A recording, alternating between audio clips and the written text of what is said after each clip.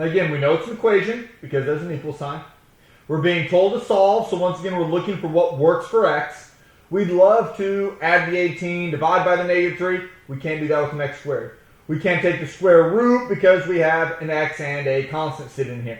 But what we can do is, again, force yourself in the habit. Probably when you ever see those x squareds throughout this term, probably plan on factoring as a product of binomials. X and x gives me that x squared, but what we're doing is making a product. This binomial times this binomial.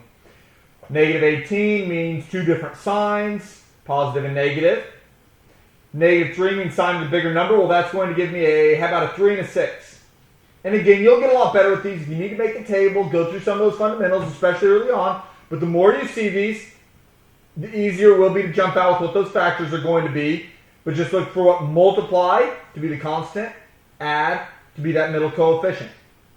Product property is 0. Set each of those equal to 0.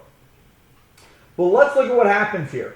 When I say -3 to each side, that gives me a -3. When I say add 6 to each side, that gives me a 6. Another shortcut we can look at here is just change that sign. Whatever you factor, change sign, because inherently, I'm going to need to use the inverse sign. That's what makes it the opposite. But also look at what happens. When I have a positive 6 minus 6 is what gives me that 0 for the product. A -3 plus a 3 is what gives me that 0 for the product. It is changing those signs, but remember that those are what work for x. -3 squared is a positive 9. -3 times -3 is a positive 9. Plus 9 is 18. Minus 18 is 0. 6 squared is 36. 3 times 6 is 18. 36 minus 18 is 18.